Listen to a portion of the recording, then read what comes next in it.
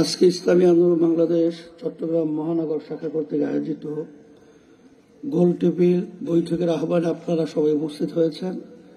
এর জন্য বিশেষ করে ইসলামী আন্দোলন বাংলাদেশের পক্ষ থেকে আপনাদের সকলকে ধন্যবাদ জানাচ্ছি।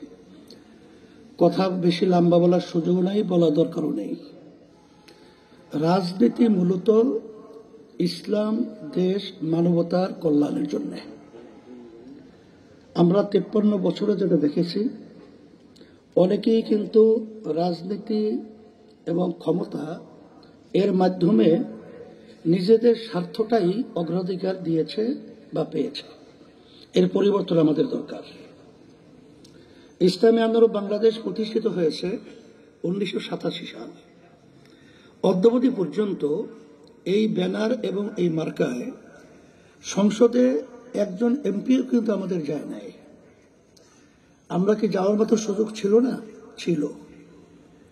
না যাওয়ার কারণ হলো এই যে আমরা রাজনীতি করি ইসলাম, দেশ, মানবতার কল্যাণের জন্য। তার বাস্তবতা হিসেবে আমার ছোট ভাই, আমাদের সিনিয়র নায়েব আমির, তিনি বলেছেন যে 5ই আগস্ট এবং জুলাই কিছুদিন আমাদের বাংলাদেশের ভবিষ্যৎ প্রজন্ম, মেধাবী সন্তানগুলো তাদের ন্যায্য দাবি আদায়ের লক্ষ্যে যে আওয়াজ তুলেছিল, কোন রাজনৈতিক দল তখন কিন্তু তাদের ব্যানার নিয়ে রাজপথে নামার মতো পরিবেশ পায় নাই বা সেভাবে তারা পদক্ষেপ নিতে পারে নাই। কিন্তু ইসলামী আন্দোলন বাংলাদেশ আমরা কিন্তু বিভিন্ন চিন্তা না করেই ন্যায়ের পক্ষে, অন্যায়ের প্রতিবাদে, দেশকে রক্ষার জন্য আমরা কিন্তু জানের ঝুঁকি নিয়ে রাজপথে আমরা নেমে এসেছিলাম। আলহামদুলিল্লাহ, আল্লাহ আমাদেরকে বিজয় দান করেছেন।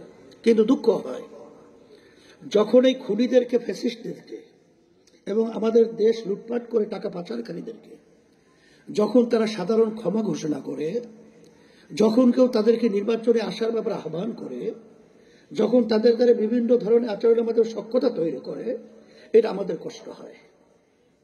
এই চিন্তা আমাদের পরিবর্তন করতে হবে।